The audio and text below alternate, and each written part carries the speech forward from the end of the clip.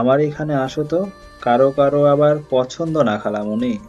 আদিত্য কিছুটা জোরেই বলেছে, যাতে ভেতর থেকে শোনা যায়। তাহেরা বেগম ছেলে মেয়েদের দুষ্টুমি ধরতে পেরে হাসলেন। আদিত্যকে তাড়া দিয়ে বলল, ওর কথা বাদ দে তো, দিন দিন একরোগা আর জেদি হয়ে উঠেছে মেয়েটা। এর কথা কানে তুলে তুই আমাকে দেখতে আসিস না। পরের বার যাতে এসব আমি আর না দেখি। তুই আসবি আমার কাছে, মায়ের কাছে ছেলে আসবে না। আমি ভীষণ রাগ করব যদি না তুই না আসিস। সুপ্রভাটা তো আসে, তুই তো একবারও বাদ দিয়ে দিয়েছিস। আদিত্য তাহিরা বেগমকে থামিয়ে দিয়ে বলল, হয়েছে হয়েছে, আসবো আমি, আর অভিমান করে থাকতে হবে না। ভাইয়া, ভাইয়া কি বাসায় নেই নাকি? ঘরেই আছে, দেখ গিয়ে। আদিত্য গিয়ে ঢুকলো ইভানের ঘরে। ইভান বসে বসে কি যেন করছিল। আদিত্যকে দেখে হাসলো ছেলেটা। হাসির রেশ টেনে বলল, কি হালচাল শালাবাবু? আদিত্য গিয়ে বিছানায় গা এলিয়ে দিয়ে বলল, তা তো যাচ্ছে, বেশ ভালো বইনের জামাই। আলিশা নিজের গল্পের ফোয়ারা নিয়ে বসেছে একেবারে। কি থেকে কি হলো, সায়ন্তী কেন থাকছে এখানে, কার কি নতুন সম্পর্ক হয়েছে, কলেজে কি হয়েছিল, বাড়িতে আলুষের রুমে কি কি ঘটনা ঘটিয়েছে, সব গড়গড় করে বলে দম নিল সে। সায়ন্তী কপাল চাপড়ালো। দীপ্তি পানির গ্লাস এগিয়ে দিয়ে বলল, এবার থাম বইন, তোর কি চাপা ব্যথা করে না? এত কথা বলতে পারিস, বাবা কো বাবা। আলিশা মুখ বাঁকিয়ে বলল, তো বলবো না? এক্সপ্লেন করতে হবে না সব কিছু? তোরা দুইটা আমার ফ্রেন্ড কি করে হলে বুঝি না। কথাই বলতে চাস না? মেপে মেপে কথা বলা তো কেউ তোদের থেকে শিখুক। তাহেরা বেগম হাসলেন হাতে ট্রে নিয়ে। বিছানায় রাখতে রাখতে বললেন, সায়ন্তীকে তো চিনলাম না, আলিশা কেও? আলিশা সগর্বে বলে উঠল, আমার best friend aunty. Tahira Begum আলিশার চটপটে স্বভাবের সাথে পরিচিত। মেয়েটা যখনই আসে তখনই বাচ্চাদের মতো কথা বলে। চেহারাটাও হয়েছে গোলগাল পুতুলের মতো। দেখতে তো বাচ্চা বাচ্চা লাগে। ওনার বেশ ভালো লাগে মেয়েটাকে। তাহিরা বেগম হেসে জিজ্ঞেস করল, সায়ন্তী, তোমার বাবার নাম কি? বাড়ি কোথায়? সায়ন্তী মৃদু কণ্ঠে বলল, এজাজুল ইসলাম, বাড়ি ঢাকাতেই। তাহিরা বেগম ভ্রুকুচকে জিজ্ঞেস করল, তোমার বাবার ছবি দেখাবে আমায় মা? সায়ন্তী এদিক ওদিক তাকিয়ে নিজের মোবাইল ছুড়ল। তাহিরা বেগমকে দেখানোর আগেই বাইরে থেকে তার ডাক পড়ল। তাহিরা বেগম দীপ্তিকে বলে গেলেন, বৃষ্টি আসতে পারে, তোরা একটু আসিস তো মা, মুরগির বাচ্চাগুলোকে খাঁচাতে রাখতে হবে। আলিশা বলে উঠল, এই চল চল শান্তি, তোকে দীপ্তির হাঁস মুরগির খামার আর পাখিগুলোকে দেখাবো। সায়ন্তীও বেশ উৎসুক হয়ে বলল, চল। দীপ্তি বলে উঠল, এই আগে খা, মা না হয় পরে এসে ভাষণ ছাড়বে। আলিশা উঠে গিয়ে বলল, এসে খাবো, চল তাড়াতাড়ি। বৃষ্টি আসার আগে আকাশটা কি সুন্দর হয় দেখেছিস? আগে মুরগিগুলোকে দেখবো, তারপর ছাদে গিয়ে কবুতর আর পাখির ছানাগুলোকে। অগত্যা দীপ্তি উঠে গেল। পেছনে আলিশা আর সায়ন্তী। দীপ্তিদের চৌচারা ঘরটার সামনে বিস্তর উঠান জুড়ে মুরগিরা খাবার খাচ্ছে। বেশি না হলেও প্রায় 10টার মতো বড় দেশি মুরগি, 4টে মোরগ। বাচ্চাগুলোকে গোনা সম্ভব হয়নি। 3টে মুরগিকে আটকে রাখা হয়েছে বাচ্চাসহ, খেতে দেওয়া হয়েছে তাদের। হাঁসগুলো প্যাক প্যাক ধ্বনিতে ডাকছে আর ভাতে মেশানো কুড়া খাচ্ছে। দেওয়ালের চারদিকে ফুলের গাছ, সবুজে ঘেরা সুন্দর উঠান। মুগ্ধতায় চোখজোড়া চকচক করে উঠল সায়ন্তীর। জীবনের প্রথম এত সুন্দর দৃশ্য দেখছে সে। আগে যদি জানতো গ্রাম এতটা সুন্দর হয়, তবে সায়ন্তী ছুটে আসতো। বাকি বন্ধু বান্ধব ক্লাসমেটরা কত করে গল্প করত। তারা ছুটিতে দাদাবাড়ি নানাবাড়ি যায়। সে সৌভাগ্য কখনো হয়ে ওঠেনি সায়ন্তীর। মুরগির বাচ্চাগুলোকে অবলীলায় হাতের মুঠোয় পুরে বেতের তৈরি ঝুড়িতে রাখছে দীপ্তি। আলিশা একটা বাচ্চা হাতে নিয়েও শুরু করে দিয়েছে।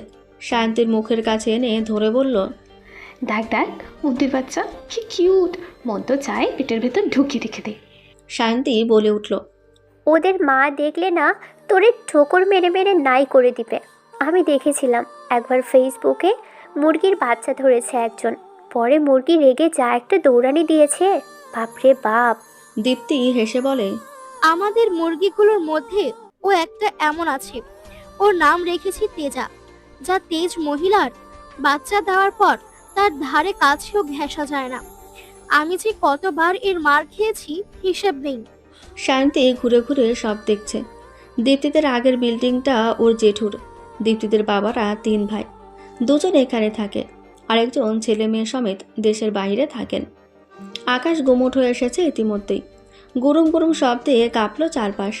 তাহেরা বেগম এসে হাত লাগালেন মেয়ের সাথে। চৌচালা ঘরটার সাথে সংযুক্ত মাটির রান্নাঘর। ঘরের ভেতর অর্ধেকটায় চালাকার সহ শুকনো খড়কুটোর স্তূপ, বাকি অর্ধেকটা হাঁস মুরগির দখলে। সব কাজ শেষ করে কান্ত দীপ্তির, চোখে মুখে ঘামের রেখা। বাইরের কল থেকে হাত মুখ ধুয়ে নিল সে। কোমরে বাঁধা ওড়নাটা ছেড়ে দিয়ে বলল, চল ছাদে যাই, গাছগুলোতে পানি দিতে হবে কিনা দেখে আসি। আদিত্য বারান্দায় দাঁড়িয়ে এতক্ষণ ওদেরই দেখছিল। দীপ্তির বাবার উপজেলা সদরে কাপড়ের দোকান রয়েছে। বেশ ভালোভাবে চলে যায় তাদের সংসার। শখ করে মেয়ের কথাতে মুরগি এনেছিলেন ভদ্রলোক। তারপর থেকে সেই মুরগি দুটো থেকেই বাড়তে বাড়তে এত দূর। শখ করে পালা শুরু করলেও এখন হাঁস মুরগির পরিমাণ নেহাত কম নয়। হাঁসের ডিমগুলো পাইকারিতে বিক্রি করার সিদ্ধান্ত দীপ্তিরই ছিল, যেহেতু ওরা খায় না, রেখে কি করবে। তাছাড়া মুরগি কবুতরও বিক্রি হয় অনেক। যেহেতু খামারের ব্যবসাটা মেয়ের, এর থেকে যা আয় হয় সবই হাসি মুখে মেয়ের হাতে তুলে দেন ইয়াকুব রহমান। গ্রামের মানুষদের হাজারো কথা মেয়েকে নিয়ে, এসবে কান দিতে নারাজ তিনি। মেয়েটা যদি পছন্দের কাজ করে এই বয়স থেকেই নিজের জন্য কিছু করতে পারে তো তাতে তিনি অখুশি হবেন কেন? তার তো গর্ব করা উচিত, আর তা তিনি করেও। মেয়েকে আত্মনির্ভরশীল, আত্মবিশ্বাসী হিসেবে গড়ে তুলেছেন তিনি। বাবা মেয়ের সম্পর্কটা চোখে পড়ার মতো। তাদের এত সুন্দর বন্ডিং দেখে হয়তো পাড়া প্রতিবেশীও হিংসেতে নাক ছিটকায়। এত আধিক্যতা করার কি আছে বাপু? বয়স বাড়ছে, বিয়ার সাথে দিবা তা না, ঘরে বসাইয়া শিক্ষিত বানাইতে চাও। ছাদে বর্তমানে অবস্থান করছে আদিত্য, ইভান, আলিশা, দীপ্তি, সায়ন্তী। ছাদের উপরে ছাদ বাগান আছে দীপ্তির। সায়ন্তী মেয়েটাকে দেখছে আর মুগ্ধ হচ্ছে। কতটা গোছানো হতে পারে একটা মানুষ। গ্রামের মেয়েদের নিয়ে কত কথা শুনতো আগেও, এখন দীপ্তিকে দেখার পর সব ধারণাই যেন পাল্টে যাচ্ছে ধীরে ধীরে। কোনো কাজই ছোট নয়, যার কাছে যেটা ভালো লাগবে সে সেটাই করবে। মানুষের কথায় কান দেওয়া উচিত না, এই কথাটা সায়ন্তী অক্ষরে অক্ষরে বিশ্বাস করে। শুধু গ্রামে নয়, শহরেও উচ্চ ডিগ্রিধারী কিংবা স্মার্ট কিছু মহিলা রয়েছেন যারা নিজেদের তো আধুনিক মনে করেন, কিন্তু তাদের মন মানসিকতাও সেই অজপাড়া গায়ের মহিলাদের মতোই। ওরা ছাদে দাঁড়িয়ে থাকতে থাকতে ধরনে কাঁপিয়ে বৃষ্টি নামলো। ঝোড়ো হাওয়া বইতে লাগলো। দীপ্তির পোষা পাখি টুটু বলে উঠল, বৃষ্টি বৃষ্টি আহা আহা। দীপ্তি বলে উঠল, খাঁচায় যা টুটু, বেশি ভিজিস না। আদিত্য বলে উঠল, তোতার বাচ্চা, ঠাডা পড়বো তোর ওপর। সঙ্গে সঙ্গে আকাশ কাঁপিয়ে বজ্রপাত হলো বিকট শব্দের। সাথে সাথে চিৎকার করে উঠল দীপ্তি। এই একটা জিনিসে মেয়েটার জন্মের ভয়। এক ছুটে দৌড়ে পার হলো ছাদের দরজা। আদিত্য হো হো করে হাসল। বেশ জব্দ হয়েছে তোহার বাচ্চা তোতা। থাই গ্লাসের উপর আছড়ে পড়ছে পানি। ডুডলসের বাটি হাতে নিয়ে খাচ্ছে 4 জন। আদিত্য দীপ্তিকে মুখ ভেঙচি কাটছে তো একবার দীপ্তি তাকে ভ্যাঙ্গানি দিচ্ছে। আলিশা খেতে খেতে বলল, তোদের মধ্যে কি এখনো বন্ধুত্ব হয়নি? কতকাল আর এভাবে মুখ ফুলিয়ে রাখবি? 5 বছর হতে চললো, দুটোর মুখ অব্দি দেখতে চাস না? দীপ্তি দাঁতে দাঁত চেপে বলল, এরকম ফালতু মানুষের সাথে আমি বন্ধুত্ব রাখি না। যে মেয়েকে দেখি সেই মেয়ে কলেজের মেসেঞ্জার গ্রুপে স্ক্রিনশট দেয় আর বলে, দেখো সায়নের সাথে আমার ফ্রেন্ডশিপ আছে। কিছু কিছু কনভারসেশন কি কমু বোন, আস্তাগফিরুল্লাহ মার্কা। বিশেষ করে রায় নামক পেতনি 12 ব্যাটারির সাথে, ছি ছি। আদিত্য চোখ পাকিয়ে তাকালো, তেরে এসে বলল, তোতার বাচ্চা, মিথ্যা অপবাদ দিবি না কইলাম। ওই 12 ভাতারি মাতারির লাগে আমার কিছুই নাই। এককালে ওর আসল পরিচয় না জেনে ফ্রেন্ডশিপ করছিলাম, এর বেশি কিছু না। বছরে একবার কথাও হয় না। সায়ন্তীর সবকিছু জহুরি চোখে দেখছে।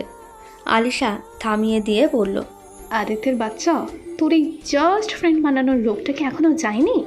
দিন দুনিয়ায় কি মেয়ে খুঁজে পাস নাই? রায় নাকি কোথাকার ছাই, ওটারে কোনো পাত্তা দিচ্ছিস ভাই? আমি এমন মেয়ে মানুষকে ভাইয়ের বউ হিসেবে মানতে পারবো না। আমি কোনো মামি তো আগে স্ট্রক করে ফেলবে মেয়ে দেখলে। আদিত্য রেগে বসালো একটা আলিশার মাথায়। দীপ্তি ফোঁস করে বলল, কালাচাঁদের বাচ্চা, সত্যি কইলি জলে না তোর? ওরে মারলি কেন? ভালো মায়ের সাথে প্রেম করলেও মারা যেত, তুই কিনা রাইয়ের সাথে। আদিত্য চিবিয়ে চিবিয়ে বলল, প্রমাণ দে বেয়াদব, কি করেছি আমি ওই মেয়ের সাথে? রুম ডেটে গেছি নাকি চুমা দিছি 20-5টা? আজাইরা কথা কবি না। দীপ্তি নিজের মোবাইলটা খুলে মেসেঞ্জারে গিয়ে স্ক্রিনশটগুলো আদিত্যর মুখের সামনে ধরল। আদিত্য সবগুলো ভালো করে দেখে আহাজারি করে বলল, হাই সর্বনাশ, এই মহিলা তো দেখছি পাপিষ্ট। পুরো কথাবার্তা না দিয়ে উত্তেজনামূলক অংশগুলো তোদের দিয়ে দিছে। হারাম হারাম সব, নাউজুবিল্লাহ। মার্কা আমি করি নাই বোন, বিশ্বাস কর। মৃদু ইনশাল্লাহ। গ্যাস্ট্রিকের নাকি রিপ্লাই দিছিল। আদিত্য অনলি তার বউয়ের মেয়েলি চক্কর টক্কর আমার নাই। ইটস হারাম বোনেরা, হারাম। আলিশা খাওয়া রেখে বলল, ভূতের মুখে আত্মারাম, তুই যে ফ্ল্যাটিং বাস, এখন এসে হারাম মারাও। ঝেড়ে কাজ তো বাপু, সব ক্লিয়ার কর। ওই সেমরির লগে তোর সত্যি কিছু নাই তো? আদিত্য মোবাইল বের করে দিয়ে বলল। বিশ্বাস না হলে চেক করে দেখ। দীপ্তি মোবাইলটা খপ করে নিয়ে বলল, দেখতেছি আমি। চোখ ছোট ছোট করে সব দেখতে লাগলো। এরই মধ্যে রাজিয়া নামক আইডি থেকে মেসেজ আসলো। দীপ্তি আলিশার হাতে মোবাইল ধরিয়ে দিয়ে বলল, কি করছো সায়ন? কাল না পরীক্ষা আছে, প্রস্তুতি কত দূর তোমার? আমাকে পদার্থের একটা ম্যাথ করে দিতে পারবা? দীপ্তি আলিশার হাতে মোবাইল ধরিয়ে দিয়ে বলল, দেখ দেখ, নমুনাটা দেখ। পড়ার নাম করে রঙ্গলীলা চলে মানুষের, এই যেন টুপি মাথায় দিয়ে চুরি করার মতো। দীপ্তির মোবাইলটা এখনও আদিত্যের হাতে। ওর মোবাইলে ও টুং করে মেসেজের শব্দ হলো। ফটাফট তা মেলে ধরল আদিত্য আদনান মেসেজ দিয়েছে। সায়নের সাথে তোমার কি সম্পর্ক দীপ্তি? আদিত্য সিন করে কটমট দৃষ্টিতে তাকালো দীপ্তির দিকে, চেঁচিয়ে বলল, তোতার বাচ্চা, মানলাম তোর রাগ আমার ওপর, তাই বলে তুই এই মেয়ের পোলা গাঙ্গাখোর বেশ নামটার সাথে কথা বলবি? তুই জানোস না ওর চরিত্র কেমন? থাপড়ায় তোর ভাব ছুটাইমো আমি। দীপ্তি বেকুবের মতো তাকিয়ে থেকে বলল, আমি আবার কি করলাম? তোর মতো মনে করিস নাকি আমারে? কোনো ছেলেকে পাত্তা দেই না আমি, ফালতু কথা বলবি না। আদিত্য মোবাইলটা ছুঁড়ে মারল দীপ্তির কোলের উপর। দীপ্তি বিরক্তি নিয়ে মোবাইল তুলে দেখল আদনানের মেসেজ। মেসেজের ধরন দেখে সঙ্গে সঙ্গে ব্লক দিয়ে দিল তাকে। পুরনো পাগলে ভাত পায় না, নতুন পাগলের আমদানি। সন্ধ্যা গড়িয়েছে কখন, বৃষ্টি থামার নাম নেই। তাহেরা বেগম বলে গেলেন রাতে এখানেই থাকতে ওদের। মির্জা বাড়িতে কল করে জানিয়ে দেবেন তিনি। সায়ন্তী বলে উঠল, আলিশার বাচ্চা, তোর জন্য বাবাকে বলে আসতে পারিনি আমি নিশ্চিত চিন্তা করবে। তারা কথা বলে আসি। সায়ন্তীর কল পেয়ে রিসিভ করলেন ইজাজুল।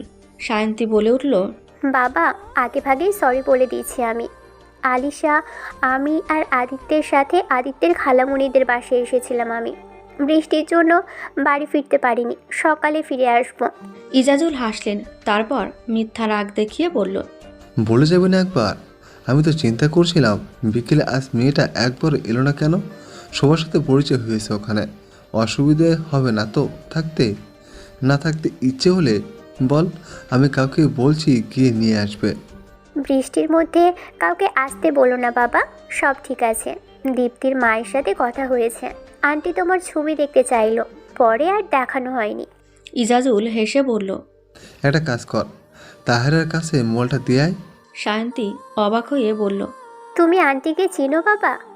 ইজাজুল বললেন, তোর মা তাহেরা আর আমি ক্লাসমেট ছিলাম তো, তাই হয়তো তোকে চিনতে ফিরে আমাকে দেখতে চেয়েছে। সায়ন্তী কথা না বাড়িয়ে তাহেরা বেগমের কাছে গেল। রান্নাঘরে গ্যাসের চুলায় তিনি খিচুড়ি চাপিয়েছেন। খুন্তি হাতে তুলে পিছু ফিরে জিজ্ঞেস করল, কিছু লাগবে তোমার? সায়ন্তী ইতস্তত করে বলল, বাবা, আপনার সাথে কথা বলতে চাচ্ছিলেন আন্টি।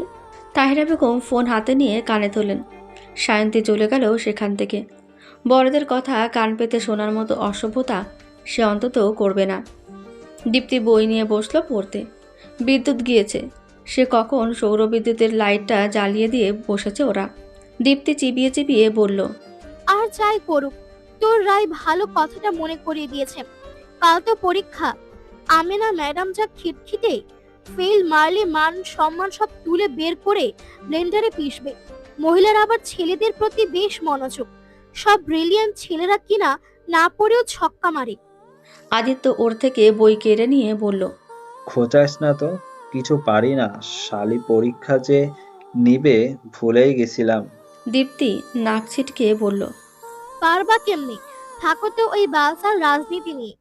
আদিত্য অপমান কানেই তুলল না। দীপ্তি অঙ্ক করতে বসেছে। আদিত্য ক খ প্রশ্নে চোখ বুলাচ্ছে। আলিশা সায়ন্তী ওদের দেখছে। আলিশা বলে উঠল, তাও তো তোরা পড়তে বসেছিস, আমাদের দুটোকে দেখ। আদিত্য বলে উঠল, এই তোতা, একটা ম্যাথ বুঝিয়ে দিবি? জীবনেও না। আগে নামটা ঠিকঠাক ডাকতে শিখ। আর কলেজে তুই আমার বিপক্ষ দল, তোরে সাহায্য করার প্রশ্নই ওঠে না। আদিত্য আলিশাকে বলল। তুই বুঝিয়ে দে না বোন। আলিশা নাক মুখ কুঁচকে বলল, আমি তো শান্তির খাতা কপি করে লিখি। আমি ভাই এসব পারি না, কোনো রকম পাস টাস করলেই তো হয় আমার। তুই শান্তিরে ক। সায়ন্তী বলল। আরে আমি পরীক্ষার আগের রাতে পড়েও পাশ করা পাবলিক। আদিত্য ততক্ষণে খাটের মাঝে উঠে বসে বলল। এটা বুঝিয়ে দে। সায়ন্তী বলে উঠল। এটার উত্তর তোমার। দীপ্তি বলে উঠল। বা ভাই, অঙ্ক দেখে উত্তর বলে দিলি। আলিশা বলে উঠল। মেয়েটা মেধাবী, শুধু একটু ব্রেনের সমস্যা, তাই বিয়ে হচ্ছে না। সায়ন্তী দিল একটা আলিশার পিঠে। বেশ কিছু সময় পর ওদের পড়াশোনার পাঠ শেষ হলো। মির্জা বাড়িতে ফোন দেওয়ার পর ওখান থেকে ওমায়ের আর আরুষ আসতে চেয়েছিল ওদের নিতে। তাহিরা বেগম বলেছে সকালে পাঠিয়ে দেবে, আজ থাকুক। রাত বেড়েছে, বৃষ্টি থামার নাম নেই, যাওয়া লাগবে না। 9:30টার দিকে খেতে বসেছে সবাই। থেমে থেমে বৃষ্টি আর বজ্রপাত বেড়েই চলেছে। দীপ্তির বাবা ইয়াকুব ফোন করে জানিয়েছেন আজ আর আসা সম্ভব হবে না। রাস্তাতে পানি জমিয়ে যা তা অবস্থা, গাড়িও পাওয়া যাবে না। দোকানেই থেকে যাবে আজ সব কর্মচারীরা সহ। দীপ্তি ঝগড়া বাঁধিয়েছে এর মধ্যে। ওর পালা মুরগির মাংস আদিত্যকে খেতে দেবে না কিছুতেই। তাহিরা বেগম মেয়েকে ধমকে থামিয়েছেন। আদিত্য না করাতে যেন আর বেশি করে খেয়েছে, এমনকি দীপ্তির প্লেট থেকেও হাইজ্যাক করেছে। এ নিয়ে দীপ্তি বেজায় খেপেছে। চোখ মুখ পাকিয়ে জানান দিয়েছে, একবার তোকে একা পাই আদির বাচ্চা, খবর করে ছাড়বো। রাত তখন 10টা। বাইরে বৃষ্টি। আহান বসে বসে দরজা দেখছে কখন মেহনাজ রুমে আসবে। মেয়েটা দুপুরে ভাব নেওয়ার পর থেকে আর আসেনি। আহানের বুক ফাটবে, তবুও মুখ ফুটবে না। সে কিছুতে নিজ থেকে স্বীকার করতে চায় না এই মেয়েকে কিছুক্ষণ না দেখলেই ওর কেমন অস্বস্তি হয়। বুকের ভেতরটা কেমন কেমন করে ওঠে। বড্ড মায়া জন্মেছে মেয়েটার প্রতি। কিন্তু মেয়েটা কি না করার পর কোনোদিন মুখ ফুটে প্রতিবাদটুকু করো না? নীরবে কেমন নিজেও আহানের মতোই বিরোধিতা করে যাচ্ছে দিনের পর দিন। বউকে শাস্তি দিতে গিয়ে এখন আহান নিজেই রোজ রোজ তর পাচ্ছে। একটা জলজান্ত আপন বউ রুমে রেখে আলাদা ঘুমাচ্ছে। ওই যে ইগো, যার জন্য সব বিগড়ে গেছে শুরুতেই। কিন্তু তখন আর তা এতটাও আমলে নেয়নি আহান। ভেবেছিল গ্রামের সহজ সরল মেয়ে, স্বামীকে নিজ থেকে ধরা দেবে। কিন্তু হলোটা কি? বউটা পড়েছে আহানের থেকেও 2 কাঠি ওপরে, মানে ঘাড়তারা। আহান তো তাও কথাবার্তা বলে ইগনোর করেছে। এ মহারানী চুপ থাকে, নীরবে এড়িয়ে চলে সূক্ষ্ম সূচের ন্যায়। তীব্র ব্যথা ফুটিয়ে ফুটিয়ে অন্তর ঝাঁঝরা বানিয়ে দিব্যি হেসে খেলে বেড়ায়। একবার সুযোগ আসুক, আহান সব কিছু সুদে আসলে হিসেব নেবে। ইগোকে সাইডে রেখে বউ খুঁজতে বের হলো আহান। যতই হোক, বয়সে তো কম হচ্ছে না, বউ থেকেও সিঙ্গেল। এক কথা, ভাই বোন সমাজে জানাজানি হলে মান সম্মান আর টিকিয়ে রাখা যাবে না। আহানের প্রথমে নজর পড়ল ও মায়ের ঘরে। ভেতরে ঢুকে দেখলো সেখানে আরুষও আছে। ভাইদের সাথে কিছুক্ষণ কথা বলবে ভেবে গিয়ে বসলো রুমে থাকা সোফায়। খাবার শেষে আবার আড্ডা জুড়েছে 4 জনে। এবার যুক্ত হয়েছে দীপ্তির ভাই ইভানও। আদিত্য বলল, ভাই, তোমার গিফটটা নিয়ে আসো, গানের আসলটা জমবে ভালো। দীপ্তি আগেভাগে বলে উঠল, গানটা গাইবে কে শুনি? আদি, খবরদার, তুই গান গাইবি না। ওই দিন কলেজে মেয়েটা তোর গান শুনে একটু হলে উপরে টপকে যেত। ছি বাবা, কি বিচ্ছিরি গলা। আলিশা বলে উঠল, গান গাইবে আমার জানু অন্তি। সায়ন্তী নাকচ করে বলল। অবশ্যই না। আলিশা সায়ন্তীকে ঢেলে ঢুলে জাকিয়ে আধমরা করার তাল করে ফেলেছে প্রায়। শেষে না পেরে বেচারি রাজি হয়েছে। ইভান বলল, দাঁড়া, সবকটাকে ভিডিও কলে জয়েন করে গ্রুপে। আদিত্য সায় দিল। ইভান কল দিতেই রিসিভ করলো সুপ্রভা, পরপর আরুষ, মিঠি। মিঠির সাথে বসা মেহনাজ। সুপ্রভা বলে উঠল, তোরা আমাদের রেখেই ওখানে বসে আনন্দ করছিস? অন্যায় বড় অবিচার হয়েছে আমাদের প্রতি। আরুষ বলে উঠল, ঠিকই তো, একা একা আন্টির হাতে রান্নাও খেয়ে নিয়েছিস। নজর দিলাম, তোদের পেট খারাপ করবে বলে দিলাম। আলিশা তেতে বলে উঠল, আপনি এত হিংসুটে কেন আরুষ ভাই? খাদক পেটুক মানুষ কোথাকার। আরুষ রেগে বলল। দেখ রে আশার বাচ্চা। মিঠি বলে উঠল, এই ঝগড়া করবি না একদম। সায়ন্তী বলে উঠল। আপা, একটা কথা ছিল। মিঠি মেহনাজের দিকে মোবাইল ঘুরিয়ে দিয়ে বলল, তোর ছানাটাকে দেখতে যেতে বলবি তো? দেখ, সাথে করে নিয়ে এসেছে ভাবি। একদম চিন্তা করিস না, খেতেও দিয়েছে রাতে। সায়ন্তীর কণ্ঠ শুনতে পেয়েই স্নোই নড়ে চড়ে এদিক ওদিক তাকালো। সায়ন্তী ডেকে উঠল, স্নো এসো না। ক্যামেরাতে সায়ন্তীকে দেখে সাদা লোমশ গোলাপি থাবাটা এগিয়ে দিল স্ক্রিনে। সবাই এদের ভালোবাসা দেখলো মুগ্ধ চোখে। অন্যদিকে আহান ও মায়ের দেখতে ব্যস্ত ছিল নিজেদের কাঙ্ক্ষিত ব্যক্তিকে। আলিশা তাড়া দিয়ে বলল, গান ধরন্তি। মিঠি বলে উঠল, সায়ন্তী, গান গাইতে পারিস? তাড়াতাড়ি বলে ফেল। এরপর থেকে বৃহস্পতিবার সভায় তাহলে আর মেয়েরা পিছিয়ে থাকবে না, আমরাও জিততে পারবো এবার থেকে। আরুষ বলে উঠল, দেখা যাবে, আগে তো ছোট বোনের গান খানা শুনে নেই। শান্তি হাঁসফাঁস করে উঠল কিছুটা। সবগুলো মানুষ নতুন, আগে গান গাওয়া হয়েছে। তবে আদিত্য আলিশা তাড়া দিয়ে বলল, শুরু কর। কেন রোদের মতো হাসিলে না, আমায় ভালোবাসিলে না, আমার কাছেও দিন ফোরালেও আসিলে না, এই মন কেমনের জন্মদিন, চুপ করে থাকা কঠিন, তোমার কাছে খরস্রোতাও গতিহীন, নতুন সকালগুলো কপালে ছুলো তোমারই, দূরে গেলেও এটাই সত্যি, তুমি আমারই, শুধু আমারই, রোদের মতো হাসিলে না, আমায় ভালোবাসিলে না, আমার কাছেও দিন ফুরালেও আসলে না। গান চলাকালীন সময়টাতে কেউই কোনো কথাই বলেনি। বাইরে বৃষ্টির টুপটাপ শব্দ আর গানের সুর, সাথে গিটারের টুংটাং শব্দে মুখরিত চারপাশ। গান গাওয়া শেষ হতে চোখ তুলে তাকালো সায়ন্তী। মৃদুমন্দ আলোতে মেয়েটা সেই অভিমানী চোখ জোড়া হয়তো কারো চোখে পড়ল না। আলিশার চোখ নিবদ্ধ মেয়েটাতে। সে জানে এই গানের মর্মার্থ। সে জানে কাকে মনে করে গাইলেও তার প্রিয় বন্ধু এই গান। সকলে কি রিয়াকশন দেবে হয়তো ভুলে গেছে। মেয়েটার গানের গলা গাওয়ার সময় যতটা আবেগ ঢেলে দিয়েছে তা সত্যি বড় কোনো গায়ককে হার মানাবে। মিঠি বলে উঠল, গানের প্রতিযোগিতায় কোনো সন্দেহ নেই, আরুষা হারার জন্য প্রস্তুত হ। আরুষ বিরস গলায় বলল, খেলার আয়োজন করা সভাপতি যেখানে হেরে বসে আছে সেখানে আমি বলার কে? আহান তাড়া দিয়ে বলল, এই সব কটা ঘুমোতে যা বলছি, রাত অনেক হয়েছে, পড়ে পড়ে মোবাইল চাপবি, গিয়ে ঘুমা এখন। ভিডিও কল কাটা হলো। ইভান চলে গেল। আদিত্য যেতে যেতে বলল, আমার গান শিকার মাস্টার পাইয়া গেলাম অবশেষে, কইলসা ঠান্ডা হইয়া গেলে রে, এমন বইন ঘরে ঘরে ডাউনলোড হোক। দীপ্তি বিরক্ত হয়ে খাতা ছুঁড়ে মারল আদিত্যের উপর।